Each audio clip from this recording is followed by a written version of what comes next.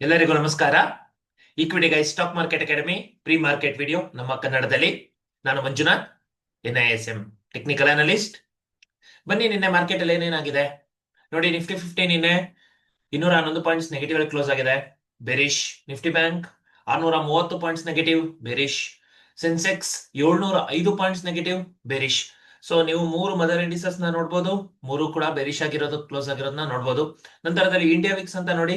India Vicks ಅಂತ ಹೇಳಿದ್ರೆ fear index ಅಂತ ಅನ್ಬಿಟ್ಟು, ಇದು ಪಾಸಿಟಿವ್ ಆಗಿದೆ ಅಂತ ಹೇಳಿದ್ರೆ ಮಾರ್ಕೆಟ್ ಅಲ್ಲಿ ಬೆರಿಶ್ ಇದೆ, ನೆಗೆಟಿವ್ ಆಗಿದೆ ಅಂತ ಹೇಳಿದ್ರೆ ಬುಲಿಶ್ ಇದೆ ಅಂತ ಅನ್ಬಿಟ್ಟು. ಸೊ ಇವತ್ತಿಗೆ ಮಾರ್ಕೆಟ್ ಇದು ನ್ಯೂಟ್ರಲ್ ಆಗಿದೆ ಅಂತ ಹೇಳ್ಬೋದು. ಇಂಡಿಯಾ ವಿಕ್ಸ್ 0.12% ನೆಗೆಟಿವ್ ಅಲ್ಲಿ ಚೇಂಜ್ ಆಗಿದೆ. ಸೊ ನ್ಯೂಟ್ರಲ್ ಡೇಟಾ ಅಂತ ನಾನು ಕರಿತೀನಿ ಇದನ್ನ. ನಂತರದಲ್ಲಿ ಕ್ರೂಡ್ ಆಯಿಲ್ ನ ಅಬ್ಸರ್ವ್ ಮಾಡಿ. ಕ್ರೂಡ್ ಆಯಿಲ್ ಪ್ರೈಸಸ್ ಏನಿದೆ 5,619 ಇದೆ. ಇದು ಪ್ರೀ ಕೋವಿಡ್ ಲೆವೆಲ್ 6,500 ಇಂದ ಕೆಳಗಡೆ ಇರೋದನ್ನ ನೀವು ನೋಡಬಹುದು. ಅರ್ಥ ಆಯ್ತಾ? ಸೊ ಇದು ನಿಮಗೆ ಬುಲಿಶ್ನೆಸ್ ನ ತೋರಿಸ್ತಾ ಇದೆ. ನಂತರದಲ್ಲಿ ನಾವು ನಿನ್ನೆ ನಿಫ್ಟಿ ಬಗ್ಗೆ ಸ್ವಲ್ಪ ಸ್ಪೆಸಿಫಿಕ್ ಆಗಿ ಇದು ಡೀಟೇಲ್ಸ್ ಕೊಟ್ಟಿದ್ವಿ. ನಾವು ನಿನ್ನೆ ಹೇಳಿದ್ವಿ ಸೆಲ್ ಅಂಡ್ ರ್ಯಾಲೀಸ್ ಇರುತ್ತೆ ಬಿಗಿನಿಂಗ್ ಅಲ್ಲಿ, ನಂತರದಲ್ಲಿ ಒಂದು ಬುಲಿಶ್ ಕ್ಯಾಂಡಲ್ ಪ್ಯಾಟರ್ನ್ ಅಬ್ಸರ್ವ್ ಮಾಡಬಹುದು. ನೋಡಿ, ಇಲ್ಲೊಂದು ಬುಲಿಶ್ ಎನ್ಗಲ್ಫ್ ಬಂದಿದೆ, ನಂತರದಲ್ಲಿ ಒಂದು ವಿ ಶೇಪ್ ರಿಕವರಿ ಬರುವ ಚಾನ್ಸಸ್ ಇದೆ ಮಾರ್ಕೆಟ್ ಅಲ್ಲಿ ಅಂತ ಅಂದ್ಬಿಟ್ಟು.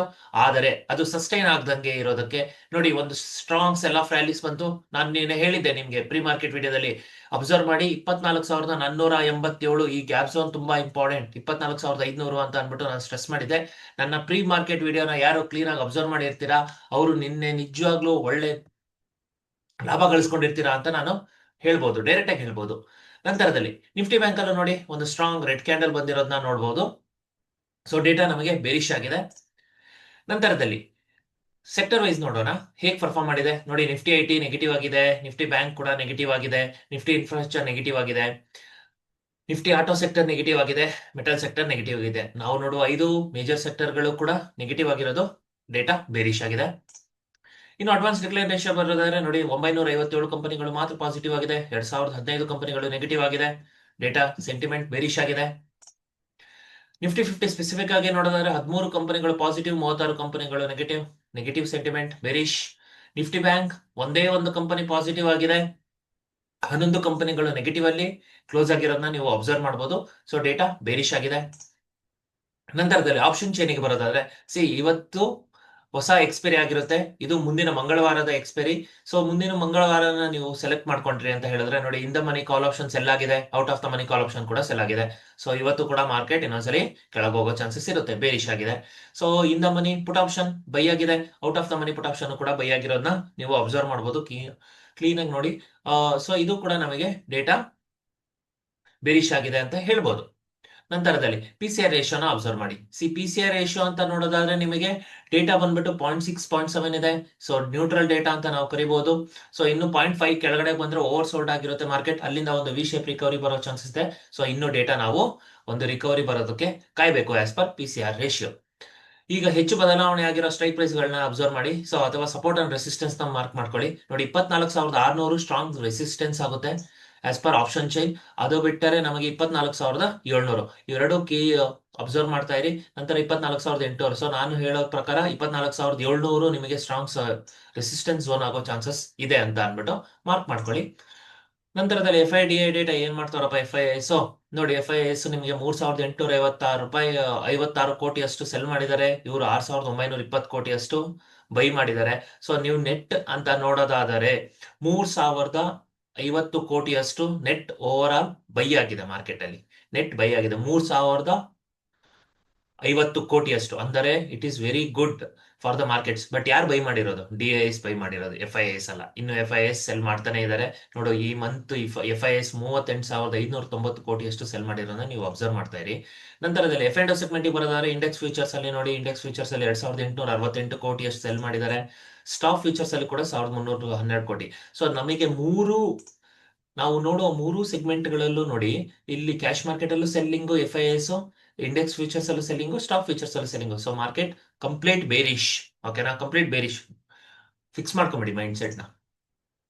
ನಂತರದಲ್ಲಿ ಗ್ಲೋಬಲ್ ಮಾರ್ಕೆಟ್ ನೋಡೋಣ. ಸೊ US 30 ನೋಡಿ, US 30, US 500, US Tech 100. So 3 futures negative ಆಗಿ, ನ್ಯೂಟ್ರಲ್ ಟು ನೆಗೆಟಿವ್ ಅಂತ ಇರ್ಬೋದು. ಸೊ ನ್ಯೂಟ್ರಲ್ ಡೇಟಾ ಅಂತ ಕನ್ಸಿಡರ್ ಮಾಡೋಣ, ಯಾಕಂತ ಹೇಳಿದ್ರೆ ಅಂತ ಚೇಂಜಸ್ ಏನಿಲ್ಲ. ಇನ್ನು ಗ್ಲೋಬಲ್ ಮಾರ್ಕೆಟ್ ಅಲ್ಲಿ ಯಾವ ತರ ಪರ್ಫಾರ್ಮೆನ್ಸ್ ಇದೆ ಆಲ್ರೆಡಿ ನೋಡಿ. ಡೋ ಜೋನ್ಸ್ ಪಾಸಿಟಿವ್ ಆಗಿ ಪರ್ಫಾರ್ಮ್ ಮಾಡಿದೆ, S&P 500 ಪಾಸಿಟಿವ್, ನಾಸ್ಡಾಕ್ ಕೂಡ ಪಾಸಿಟಿವ್ ಆಗಿರೋದನ್ನ ನೀವು ಅಬ್ಸರ್ವ್ ಮಾಡ್ಬೋದು. ಮೂರು ಯೂರೋ ಅಮೆರಿಕನ್ ಡೇಟಾ ಪಾಸಿಟಿವ್ ಆಗಿದೆ. ನಂತರದಲ್ಲಿ ಯುರೋಪಿಯನ್ ಡೇಟಾನ ಅಬ್ಸರ್ವ್ ಮಾಡಿ. ಯುರೋಪಿಯನ್ ಡೇಟಾ ಒಂದು ನ್ಯೂಟ್ರಲ್ ಆಗಿದೆ, ಇನ್ನೊಂದು ನೆಗೆಟಿವ್ ಆಗಿದೆ, ಇನ್ನೊಂದು ಪಾಸಿಟಿವ್ ಆಗಿದೆ. So data neutral to negative ಅಂತ ಕನ್ಸಿಡರ್ ಮಾಡ್ಕೊಳ್ಳಿ. ಇನ್ನು ಇವಾಗ ಆಲ್ರೆಡಿ ಏಷ್ಯನ್ ಮಾರ್ಕೆಟ್ ಓಪನ್ ಆಗಿದೆ. ನಿಕಾಯ್ ಜಪಾನೀಸ್ ಮಾರ್ಕೆಟ್ ನಿಮ್ಗೆ ಆಲ್ರೆಡಿ ನೆಗೆಟಿವ್ ಅಲ್ಲಿ ರನ್ ಆಗ್ತಾ ಇರೋದನ್ನ ನೋಡ್ಬೋದು. ಆಯ್ತಾ, ನೆಗೆಟಿವ್ ಅಲ್ಲಿ ರನ್ ಆಗ್ತಾ ಇದೆ. ಹ್ಯಾಂಗ್ ಸ್ಯಾಂಗ್ ನೆಗೆಟಿವ್ ಅಲ್ಲಿ ಕ್ಲೋಸ್ ಆಗಿದೆ. ಕಾಸ್ಪಿ ಕೂಡ ನೆಗೆಟಿವ್ ಆಗಿದೆ ಅಂತ ನಾವು ಕನ್ಸಿಡರ್ ಮಾಡ್ಕೋಬಹುದು. ಸೊ ಡೇಟಾ ಬಂದ್ಬಿಟ್ಟು ನಮಗೆ ನ್ಯೂಟ್ರಲ್ ಟು ಬೇರಿಷೆ ಆಗಿದೆ ಅಂತ ಹೇಳ್ಬೋದು. ಇನ್ನು ADRs, Infosys ADR negative, ICICI negative, Wipro ADR negative, HDFC negative, doctor Reddy's lab negative. So ಇವತ್ತು ಮಾರ್ಕೆಟ್ ಹೋಗೆ. ಸೊ ಇವಾಗ ನಾವು ಕನ್ಸಿಡರ್ ಮಾಡ್ಕೋಬೇಕಾಗಿರೋ ಚಾನ್ಸಸ್ ನೋಡಿ ಇಲ್ಲಿ. ಇವಾಗ ನೋಡಿ, ಕಂಪೇರ್ ಮಾಡಿ ನಿಫ್ಟಿ ಸೆಪ್ಟೆಂಬರ್ ಫ್ಯೂಚರ್ ನ ನಿಫ್ಟಿ 50ಗೆ ಕಂಪೇರ್ ಮಾಡಿ. ಮದರ್ ಇಂಡಿಸಸ್ಗೆ 150 ಪಾಯಿಂಟ್ಸ್ ಪಾಸಿಟಿವ್ ಆಗಿದ್ದಾನೆ. So bullish data. ನೀವು ಬ್ಯಾಂಕ್ ನಿಫ್ಟಿ ಬುಲ್ಲಿಶ್ ಆಗಿದೆ, ಆಗ್ತಾ ಇದೆ ಅಲ್ಲ, ಕ್ಯಾಲ್ಕುಲೇಷನ್ ಮಾಡ್ಕೊಳ್ಳಿ. ನಂತರದಲ್ಲಿ ಗಿಫ್ಟ್ ನಿಫ್ಟಿನ ಅಬ್ಸರ್ವ್ ಮಾಡಿ. ಗಿಫ್ಟ್ ನಿಫ್ಟಿನ ನೀವು ನಿಫ್ಟಿ ಸೆಪ್ಟೆಂಬರ್ ಫ್ಯೂಚರ್ಗೆ ಕಂಪೇರ್ ಮಾಡೋದಾದರೆ ನೋಡಿ, ಗಿಫ್ಟ್ ನಿಫ್ಟಿ ಪಾಸಿಟಿವ್ ಆಗಿದೆ. ಸೊ ಗಿಫ್ಟ್ ನಿಫ್ಟಿ ಪಾಸಿಟಿವ್ ಆಗಿದೆ ಅಂತ ಹೇಳಿದ್ರೆ ಮಾರ್ಕೆಟ್ ಅಲ್ಲಿ ಗ್ಯಾಪ್ ಅಪ್ ಆಗುವ ಚಾನ್ಸಸ್ ಇದೆ. ಸೊ ಇಂಪಾರ್ಟೆಂಟ್, ಬೈಯರ್ಸ್ ಒಂದು ಒಳ್ಳೆ ಚಾನ್ಸ್ ಇದೆ, ನೋಡೋಣ. ನಂತರದಲ್ಲಿ ನೋಡಿ, ಇವತ್ತಿನ ಸಪೋರ್ಟ್ ಅಂಡ್ ರೆಸಿಸ್ಟೆನ್ಸ್ ನ ಮಾರ್ಕ್ ಮಾಡ್ಕೊಳ್ಳೋದಾದ್ರೆ ಮೊದಲನೇ ರೆಸಿಸ್ಟೆನ್ಸ್ ಬಂದ್ಬಿಟ್ಟು 24,702. ಎರಡನೇ ರೆಸಿಸ್ಟೆನ್ಸ್ ಬಂದ್ಬಿಟ್ಟು 24,919. ಮೂರನೇ ರೆಸಿಸ್ಟೆನ್ಸ್ ಬಂದ್ಬಿಟ್ಟು 24,968. ಇನ್ನು ಸಪೋರ್ಟ್ ಸೈಡ್ ಬರೋದಾದರೆ 24,481 ಮೊದಲನೇ ಸಪೋರ್ಟ್, 24,465 ಎರಡನೇ ಸಪೋರ್ಟ್, ಮತ್ತು 24,348 ಮೂರನೇ ಸಪೋರ್ಟ್, ಮತ್ತು 24,337 ನಾಲ್ಕನೇ ಸಪೋರ್ಟ್. ಇವತ್ತಿನ ಡೇಟಾ ಏನಿರ್ಬೋದು? ಫಸ್ಟ್ನೇದಾಗಿ ನಿಮಗೆ ಸ್ಟೊಕೆಸ್ಟಿಕ್ RSI ಹಾಕಿ ನೋಡೋದಾದ್ರೆ ನಮಗೆ ಬೈಯರ್ಸ್ಗೆ ಏನಾಗಿದೆ ಅಂತ ಇನ್ನು ಇನ್ವೆಸ್ಟರ್ಸ್ ಪಾಯಿಂಟ್ ಆಫ್ ವ್ಯೂ ಅವ್ರಿಗೆ ಗೊತ್ತಾಗ್ತಾ ಹೋಗುತ್ತೆ. ಇನ್ವೆಸ್ಟರ್ಸ್ ಪಾಯಿಂಟ್ ಆಫ್ ವ್ಯೂ ಇನ್ನು ಡೇಟಾ ನ್ಯೂಟ್ರಲ್ ಆಗಿದೆ. ಸೊ ಇನ್ನೂ ಮಾರ್ಕೆಟ್ ಕೆಳಗೆ ಹೋಗೋ ಚಾನ್ಸಸ್ ಇರುತ್ತೆ, ಅಥವಾ ಇನ್ನೂ ಓವರ್ ಸೋಲ್ಡ್ ಝೋನಿಗೆ ಬಂದಿಲ್ಲ. ಸೊ ಅಲ್ಲಿವರೆಗೂ ಬೈ ಮಾಡಕ್ ಹೋಗ್ಬೇಡಿ. ನಂತರದಲ್ಲಿ ಇಂಟ್ರಾಡೇ ಪಾಯಿಂಟ್ ಆಫ್ ವ್ಯೂ ಏನಾಗುತ್ತೆ? ಮಾರ್ಕೆಟ್ ಅಲ್ಲಿ ಆಲ್ರೆಡಿ ಗಿಫ್ಟ್ ನಿಫ್ಟಿ ಒಂದು ಪಾಸಿಟಿವ್ ರೆಸ್ಪಾನ್ಸ್ ತೋರಿಸ್ತಾ ಇದೆ. ಸೊ ಮಾರ್ಕೆಟ್ 670 ಈ ಲೆವೆಲ್ಸ್ ಅಲ್ಲಿ ಗ್ಯಾಪ್ ಅಪ್ ಆಗುವ ಚಾನ್ಸಸ್ ಕೂಡ ತೋರಿಸ್ತಾ ಇದೆ. ಸೊ ಇಲ್ಲಿಂದ ಮಾರ್ಕೆಟ್ ಗ್ಯಾಪ್ ಅಪ್ ಆದ್ರೆ ಏನಾಗ್ಬೋದು? ಜ್ಞಾಪಕ ಇಲ್ಲಿ 24,500 ಸ್ಟ್ರಾಂಗ್ ಸಪೋರ್ಟ್ ಝೋನ್ ಅಂತ ನಾನು ಅವತ್ತಿಂದ ಮೆನ್ಷನ್ ಮಾಡಿದ್ದೀನಿ ನೋಡಿ. ಇದು ನಮ್ಮ ಮಂತ್ಲಿ ಲೋ ಆಗಿರುತ್ತೆ. ಇದು ಮಂತ್ಲಿ ಲೋ, ಅರ್ಥ ಆಗ್ತಾ ಇದೆಯಾ? ಇದು ಮಂತ್ಲಿ ಲೋ 24,348 ನಮ್ಮ ಮಂತ್ಲಿ ಲೋ. ಸೊ ಇವತ್ತು ಈ ಮಂತಿನ ಕೊನೆಯ ದಿನ. ಸೊ ಇದನ್ನ ನಾವು ಏನಾದರೂ ಬ್ರೇಕ್ ಮಾಡಿಲ್ಲ ಅಂತ ಹೇಳಿದ್ರೆ ಇದು ಮಂತ್ಲಿ ಲೋ ಆಗಿ ಉಳ್ಕೊಳ್ಳುತ್ತೆ. ಸೊ 24,348 ನಮಗೆ ಸ್ಟ್ರಾಂಗ್ ಸಪೋರ್ಟ್ ಝೋನ್. ಇನ್ನೊಂದು, ಸೊ ಇವತ್ತು ಎರಡು ಸ್ಟ್ರಾಂಗ್ ಸಪೋರ್ಟ್ ಝೋನ್ಗಳನ್ನ ನೀವು ಮಾರ್ಕ್ ಮಾಡ್ಕೊಳ್ಳಿ. 24,500 ಮತ್ತು 24,350. ಇದು ಎರಡು ಸ್ಟ್ರಾಂಗ್ ಸಪೋರ್ಟ್ ಝೋನ್ಗಳು. ಅದೇ ರೀತಿಯಲ್ಲಿ ರೆಸಿಸ್ಟೆನ್ಸ್ ಗಳನ್ನ ನೋಡಿ. ರೆಸಿಸ್ಟೆನ್ಸ್ ಗಳಂತ ನೋಡಿದಾಗ ನಿಮಗೆ 24,600, 24,700, 24,800 ಮಲ್ಟಿಪಲ್ಸ್ ಆಫ್ 100 ನ ಮಾರ್ಕ್ ಮಾಡ್ಕೊಳ್ಳಿ. ಏನಕ್ಕೆ ಅಂತ ಹೇಳಿದ್ರೆ ನಿಮಗೆ ಕ್ಯಾಂಡಲ್ಸ್ ಹೈ ಗಳು ತುಂಬಾ ದೂರ ದೂರ ಇದೆ. ಸೊ ಹಾಗಾಗಿ ನಿಮಗೆ ಇಂಪಾರ್ಟೆಂಟ್ ಏನು ಅಂತ ಹೇಳಿದ್ರೆ ಮಲ್ಟಿಪಲ್ಸ್ ಆಫ್ 100 ಹತ್ರ ನಿಮಗೆ ಒಂದು ರಿವರ್ಸಲ್ ಆಗಿರ್ಬೋದು, ಅಥವಾ ಒಂದು ಬುಲಿಶ್ ಕ್ಯಾಂಡಲ್ ಪ್ಯಾಟರ್ನ್ ಗಳಾಗಿರ್ಬೋದು ಬರ್ಬೋದು. ಸೊ ಇವತ್ತಿನ ಡೇಟಾ ನನ್ನ ಪ್ರೆಡಿಕ್ಷನ್ಸ್ ಏನು ಅಂತ ಹೇಳಿದ್ರೆ ಇದು ನನ್ನ ಪರ್ಸನಲ್ ವ್ಯೂ ಆಗಿರುತ್ತೆ. ಇವತ್ತು ಮಾರ್ಕೆಟ್ ಅಲ್ಲಿ ಗ್ಯಾಪ್ ಅಪ್ ಆಗುತ್ತೆ. ಬಿಗಿನಿಂಗ್ ಅಲ್ಲಿ ಡೇಟಾ ಬೇರಿಶ್ ಆಗಿರೋದ್ರಿಂದ ಒಂದು 24,600 ಈ ರೇಂಜ್ ಅಲ್ಲಿ ಸಪೋರ್ಟ್ ತಗೊಂಡು ಮಾರ್ಕೆಟ್ ಮೇಲ್ಗಡೆ ಹೋಗೋ ಚಾನ್ಸಸ್ ಇರುತ್ತೆ. ಅಥವಾ ಇನ್ನು ಕೆಳಗಡೆ ಬಂದರೆ 24,500 ನಮಗೆ ಒಂದು ಸ್ಟ್ರಾಂಗ್ ಸಪೋರ್ಟ್ ಝೋನ್ ಆಗಿ ಕೆಲಸ ಮಾಡುತ್ತೆ. ಇವತ್ತು ಶುಕ್ರವಾರ. ಸೊ ಶುಕ್ರವಾರ ಆಗಿರೋದ್ರಿಂದ ಮಾರ್ಕೆಟ್ ಅಲ್ಲಿ ಹೆಚ್ಚು ಬೈಯರ್ಸು ಸೆಲ್ಲರ್ಸು ಇರೋದಿಲ್ಲ. ಎಸ್ಪೆಷಲಿ ರಿಟೈಲರ್ಸು ನಮಗೆ ಹೆಚ್ಚು ಪೊಸಿಷನ್ಸ್ ಗಳನ್ನ ಹೋಲ್ಡ್ ಮಾಡಲ್ಲ. ಸೊ ಹಾಗಾಗಿ ಮಾರ್ಕೆಟ್ ಇವತ್ತು ರೇಂಜ್ ಬೌಂಡ್ ಆಗ್ಬಹುದು, ಅಥವಾ ಇನ್ಸೈಡ್ ಕ್ಯಾಂಡಲ್ ಪ್ಯಾಟರ್ನ್ ಆಗ್ಬಹುದು ಅಂತ ನಾನು ಪ್ರಿಡಿಕ್ಟ್ ಮಾಡ್ತಾ ಇದ್ದೀನಿ. ಸೊ ಇವತ್ತು ಮಾರ್ಕೆಟ್ ಅಲ್ಲಿ ಗ್ಯಾಪ್ ಅಪ್ ಆಗುತ್ತೆ, ಮೇಲ್ಗಡೆ ಹೋಗುತ್ತೆ. 24,700 ಸ್ಟ್ರಾಂಗ್ ರೆಸಿಸ್ಟೆನ್ಸ್ ಝೋನ್ ಆಗಿ ಕೆಲಸ ಮಾಡುತ್ತೆ, 24,500 ಸ್ಟ್ರಾಂಗ್ ಸಪೋರ್ಟ್ ಝೋನ್ ಆಗಿ ಕೆಲಸ ಮಾಡುತ್ತೆ ಅಂತ ಅಂದ್ಬಿಟ್ಟು ಸಿಂಪಲ್ ಆಗಿ ತಿಳ್ಕೊಳ್ಳಿ. ಆಯ್ತಾ? ಇದೇನಾದ್ರು ನಮಗೆ 24,700 ಮೇಲ್ಗಡೆ ಕ್ಲೋಸ್ ಆದರೆ, suppose in the day second half ಅಲ್ಲಿ 24,700 ಮೇಲೆ ಏನಾದ್ರು ಮಾರ್ಕೆಟ್ ಕ್ಲೋಸ್ ಆದರೆ ನಿಮ್ಗೆ 24,800 ಹೋಗೋ ಚಾನ್ಸಸ್ ಇರುತ್ತೆ. ಅದೇ ರೀತಿಯಲ್ಲಿ ಸೆಕೆಂಡ್ ಹಾಫ್ ಅಲ್ಲಿ 24,500 ವರೆಗೂ ಬಂದ್ರೆ ಇದನ್ನು ಬ್ರೇಕ್ ಮಾಡೋದು ಅಷ್ಟು ಈಸಿ ಅಲ್ಲ. 24,500ನ ಬ್ರೇಕ್ ಮಾಡಿದ್ರೆ ಕೆಳಗಡೆ ಹೋಗೋ ಚಾನ್ಸಸ್ ಕೂಡ ಇರುತ್ತೆ. ಸೊ ಇದು ಇವತ್ತಿನ ಮಾರ್ಕೆಟ್ ವ್ಯೂ ಆಗಿರುತ್ತೆ. ಸೊ ಇದನ್ನ ನೀವು ಡೈಲಿ ಟೈಮ್ ಫ್ರೇಮ್ ಅಲ್ಲಿ ನೋಡ್ತಾ ಇದ್ದೀರಾ, ವೀಕ್ಲಿ ಟೈಮ್ ಫ್ರೇಮ್ ಅಲ್ಲಿ ನೋಡಿ. ವೀಕ್ಲಿ ಟೈಮ್ ಫ್ರೇಮ್ ಅಲ್ಲಿ ಕೂಡ ಒಂದು ಸ್ಟ್ರಾಂಗ್ ರೆಡ್ ಕ್ಯಾಂಡಲ್ ಬಂದಿರೋದನ್ನ ನೋಡ್ತಾ ಇದೀವಿ.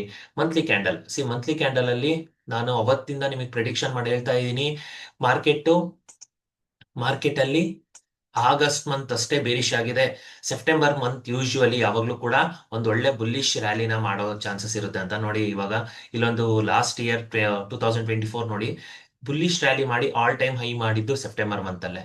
ಸೊ ಅದೇ ರೀತಿಯಲ್ಲಿ ಈ ಮಂತು ಕೂಡ ಆಗ್ಬೋದಾ ಮುಂದಿನ ತಿಂಗಳು, ನೋಡೋಣ. ಸೊ ಏನೋ ವಾಸ್ತು ಚೇಂಜ್ ಮಾಡಿದ್ದಾರೆ, ಎಕ್ಸ್ಪೈರಿ ಡೇಟ್ಸ್ಗಳನ್ನ ಗುರುವಾರದಿಂದ ಮಂಗಳವಾರಕ್ಕೆ ತಂದಿದ್ದಾರೆ ಮಾರ್ಕೆಟ್ ಅಲ್ಲಿ. ನೋಡೋಣ ಏನಾದ್ರು ಬದಲಾವಣೆ ಆಗುತ್ತಾ ಮಾರ್ಕೆಟ್ ಅಲ್ಲಿ, ಹೆಚ್ಚು ಬದಲಾವಣೆ ಚಾನ್ಸಸ್ ಇದೆಯಾ, ನೋಡೋಣ. ಸೊ ಇದು ನಮ್ಮ ಇವತ್ತಿನ ವ್ಯೂ ಆಗಿರುತ್ತೆ. ಸೊ ಇವತ್ತಿನ ಡೇಟಾ ರೇಂಜ್ ಬೌಂಡ್ ಮಾರ್ಕೆಟ್ ಆಗೋ ಚಾನ್ಸಸ್ ಇದೆ ಅಂತ ನಾನು ಹೇಳ್ತಾ ನನ್ನ ವ್ಯೂನ ಕಂಪ್ಲೀಟ್ ಮಾಡ್ತಾ ಇದ್ದೀನಿ. ನಿಮ್ ಸೆಟಪ್ಗಳನ್ನ ನೀವು ಟ್ರೇಡ್ ಮಾಡ್ತಾ ಎಂಜಾಯ್ ಮಾಡಿ. Thank you.